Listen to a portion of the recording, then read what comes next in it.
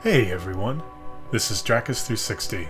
Looks like it's almost been another year since we last spoke. I don't plan for these updates to come out in the fall months of each year, but that always seems to be when life settles down enough to do them. Got lots to talk about today, so let's dive right in. As usual with these updates, the main item on the agenda today is our progress on the channel's big project, Where We Cannot Go. If you're watching this and don't know what that is, I've linked the last update video I did on it in the description to this video. That goes into more detail if you're curious to learn.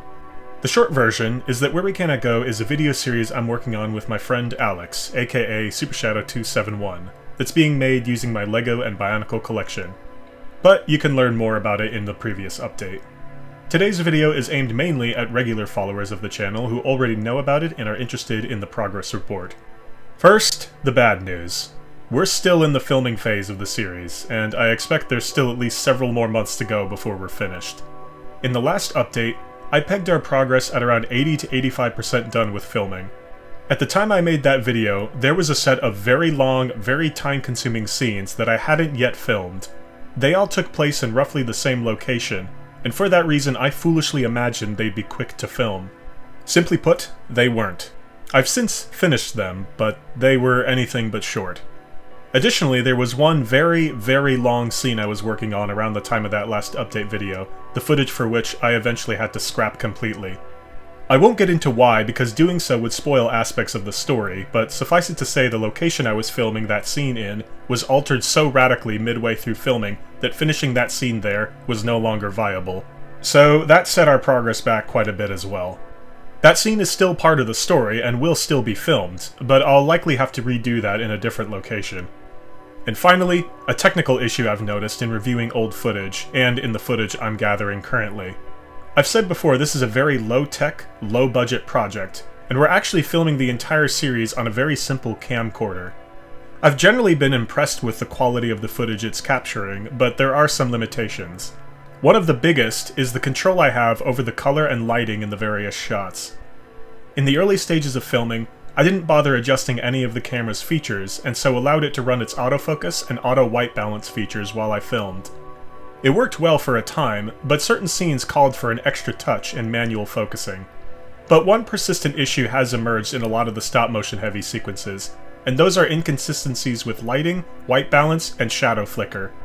I'm very inexperienced as a stop-motion animator and lighting technician, and I'm afraid it shows in a lot of the footage.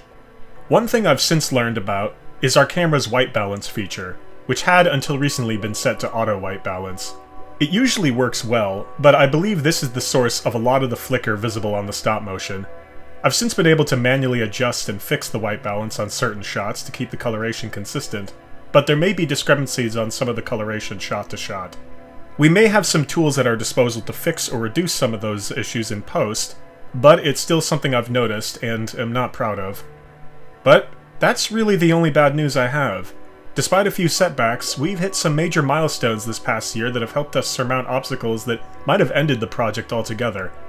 To explain these milestones, it's worth covering the different types of scenes Where We Cannot Go will be comprised of. I'd argue the series is organized into 4 broad categories of scenes, maybe 5 depending on what counts. Of those 4 to 5 categories, there were 2 that were absolutely non-negotiable in terms of location. That is, if we didn't get all of our footage for all of the scenes that took place in those 2 locations before we lost access to them, then Where We Cannot Go would have to be canned, period. The first of these 2 non-negotiables was the footage needed for scenes that took place in the old house of What We Cannot See, also known in the story as the New Land. That was a family home I grew up in as a kid, and about 3 years ago that house was sold, forever ending our access to it. The good news was we got all our footage for that house in the nick of time. And without going into details about what the second non-negotiable location is, this year, we got all of our footage needed for that location as well. That means that all other footage that needs to be shot for Where We Cannot Go, we have much more flexibility on. It's a huge weight off our collective shoulders, and it's the big achievement of this past year, especially since, like the What We Cannot See house, we no longer have access to the second location. But thankfully, we don't need it anymore. We've also completed all footage that takes place at night. In What We Cannot See, I didn't pay much attention to day-night cycles and just filmed whenever I could, regardless of the time of day. But in Where We Cannot Go, the story takes time of day into account, and it was no small relief to get all of our nighttime footage finished as well. Another box on the to-do list is checked. So, with this past year's progress, where does that leave the filming overall? Well, I'd probably say we're still only 80% done with the filming, now knowing how much I had underestimated what we still needed to get done on the last update video. As for the individual episodes, here's what we've finished, and here's my best estimate on progress for unfinished episodes. Right now, of the 16 episodes, 7 are done, 5 are very nearly done, 1 is mostly done, and 3 are about halfway done.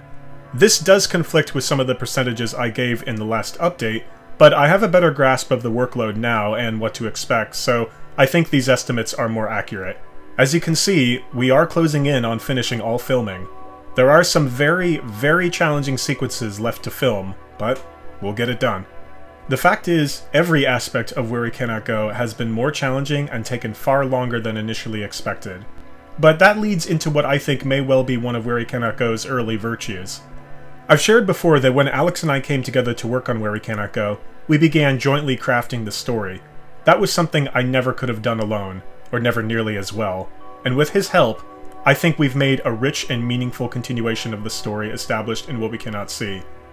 But at the time, we had no idea what kind of workload we were committing ourselves to with the story that we had imagined.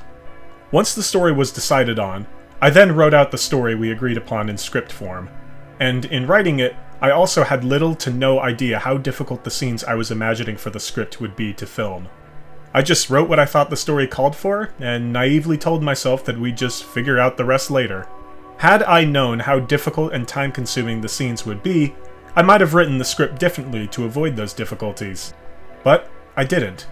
Alex and I, quite by accident, didn't allow concern of how difficult a scene would be to film get in the way of designing the story we wanted to tell.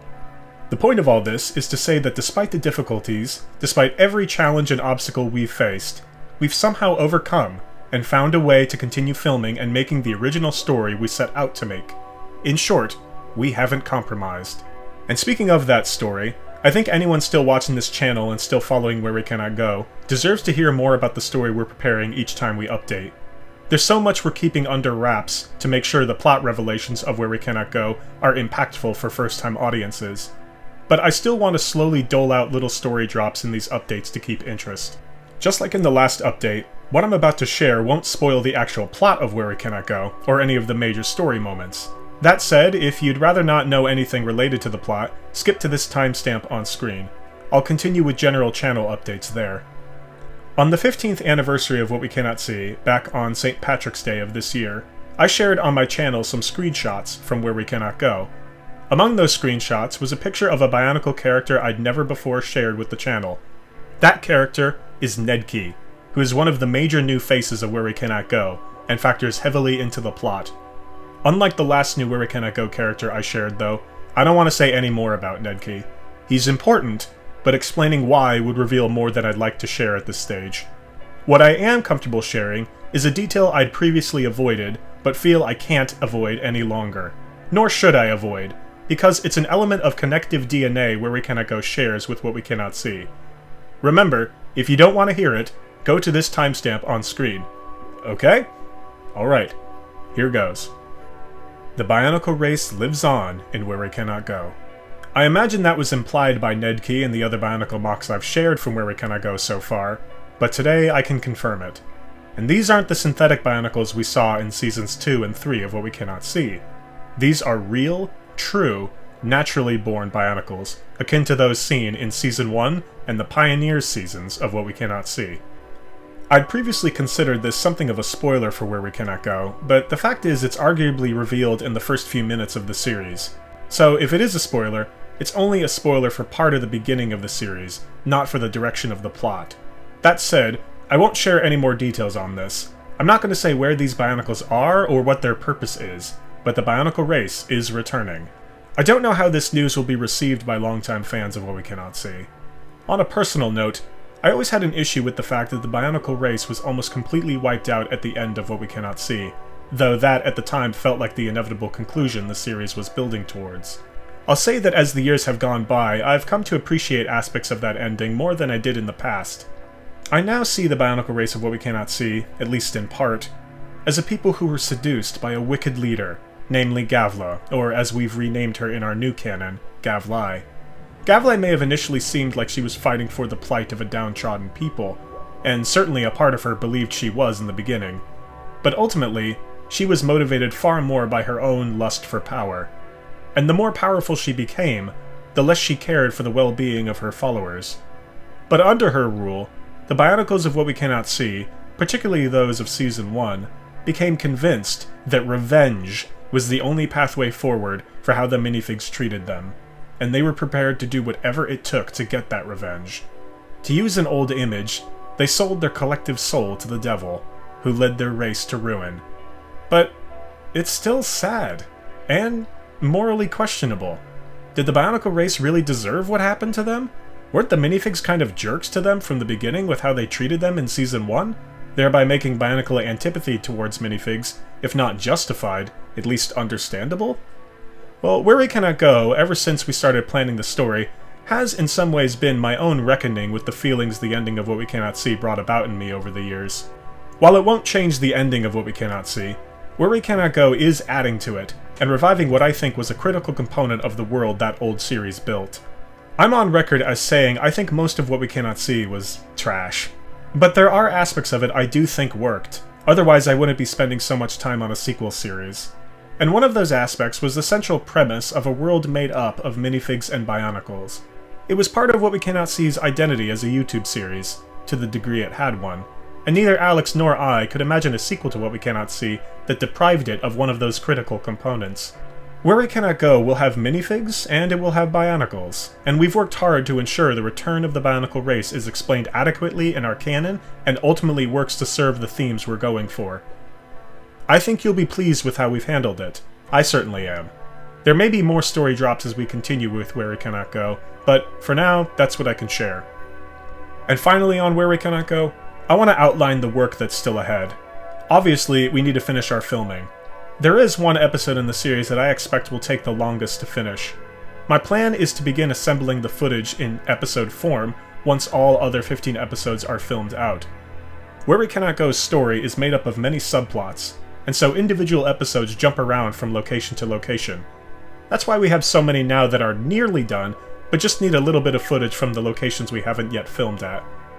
So while we're assembling the other 15 episodes, I'll likely also be concurrently gathering the last bit of footage needed to finish all filming for the series. The next step will be gathering the voice recordings, music, and sound effects for the series.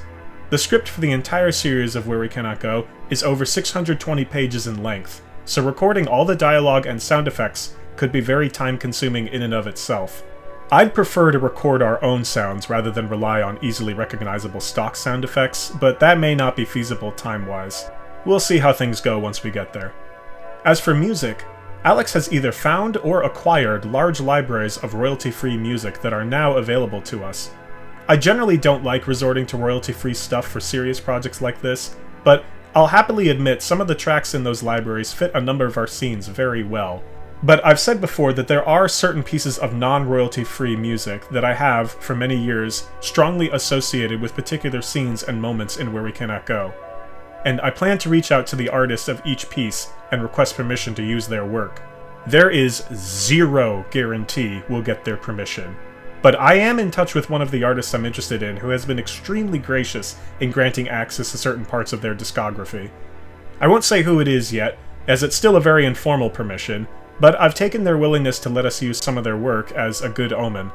Then, once all of our music, sound effects, and dialogue are gathered, we'll assemble working cuts of all the episodes. I'll do most of the cutting and footage arrangement, and then Alex will apply the special effects. He'll also be the one rendering the final cuts of each episode. Once all 16 episodes are complete, we will then begin uploading them on a weekly basis to the Dracus360 channel until the full series has been uploaded. And I can't wait until that day comes. And with that, let's get into our usual housekeeping, as well as discussion of some other projects I'm working on when I'm not working on Where We Cannot Go.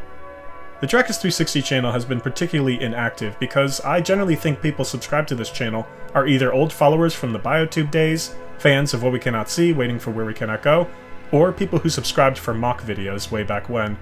I haven't had much content to release on any of those fronts lately, But in a failed experiment for the channel, I made a video essay analyzing a film I recently saw that touched me in unexpected ways. It was about 20 minutes long and was just me reading out the essay I wrote, set to some footage from the film that matched what I was discussing. Unfortunately, it never saw the light of day due to YouTube's strict copyright regime. That may be for the best, since I don't know if film analyses are the type of content you're all subscribed to this channel for. But I still have the script, and there may be a way for me to still make that video while avoiding using footage from the movie. I know people, myself included, often use video essays as background noise while they're doing chores or on a commute, so what's on screen isn't as important for those. Either way, if that sounds like something of interest for filler content on the channel, let me know, because there are a lot of films I love that I could write about and discuss. Outside of Dracus, I've been building a channel related to the tabletop game HeroScape, an old pastime of mine that I never talked about on this channel because it had nothing to do with LEGO or Bionicle. I called the channel Doggin Days, and I've made some long-form videos analyzing the strengths and weaknesses of some of the units from the official HeroScape game. I do them in a tier list format, and I fully admit to trying to play the algorithm game there, with custom thumbnails and clickbaity content like tier lists. But the response has been positive, and it's been steadily growing. So if you enjoy tabletop gaming, or HeroScape in particular, I've included a link to that channel in the description. On that HeroScape subject, if on the off chance anyone watching this lives in the Southern California area, I'm part of a regional HeroScape group that sets up lots of fun local events that we invite anyone to join in on. It's a wonderful, wholesome, and welcoming community, and while we do play competitively at our tournaments, the atmosphere is chill and everyone is very gracious and sportsmanlike. If you're in the area and interested in joining our community and coming out to our events, drop a comment on this video and I'll send you an invite to our Discord.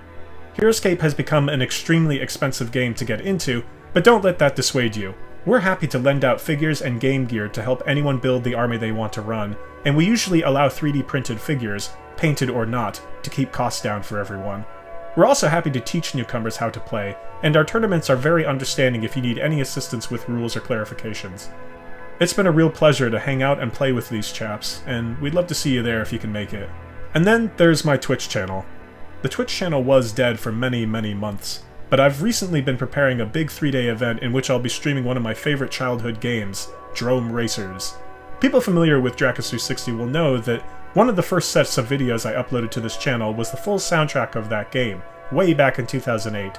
I never acknowledged those videos since they don't have much to do with my channel's other content, but I recently revisited the game and got an idea for a big event, a kind of simulated tournament carried out over 3 days. I'll likely upload the recordings of those streams to this channel once they're done. If you'd like to tune into the live streams, those will be from November 2nd to November 4th, starting each day at 5 PM Pacific time. There's currently a video on my Twitch channel that details how it'll all go down, and I'm super excited for it. After that though, I imagine streaming will settle down again for me as I get back into Where We Cannot Go. Link to my Twitch is in the video description, and we'd love to see you there.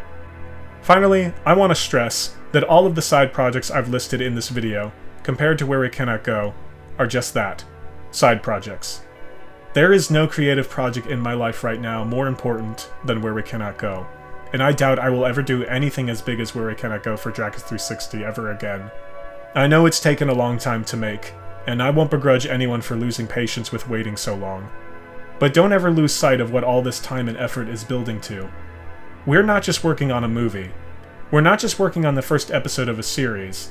When it's all done, we will have for you a completed series, 16 episodes, a full story beginning, middle, and end. And I think, or at least hope, it'll be something you will all really enjoy. Where We Cannot Go has been a colossal challenge. And yet, the knowledge that someone, anyone, is out there looking forward to its release has given me the motivation to carry on. I nearly once gave up on Where We Cannot Go. I've almost broken down in tears of frustration over its many difficulties, but persevering and holding on has also given me something I only thought I knew before. Joy. There is a sense throughout all of this that what we're doing will be worth it, that Where We Cannot Go is a story worth telling. And anytime I complete a massive chunk of filming, or finish an especially difficult scene, I feel creatively and emotionally fulfilled. No project I've ever tackled in my life so far has given me this same sense of fulfillment and hope, and I have you all to thank for it. Because people cared about what we cannot see, we decided to make Where We Cannot Go. And Where We Cannot Go has already given me some of the happiest moments of my life so far. But, until it's finished, all of this is just talk. There's much more work to do, but we'll get it done. Rest assured, Where We Cannot Go is on its way. If you've made it this far, thank you all for watching. I hope to upload some more filler content to Dracus to keep the channel alive as we work on Where We Cannot Go, so hopefully it won't be another year before this channel's next upload. Until we do speak again though, this has been Dracus360. Take care everyone, and be well.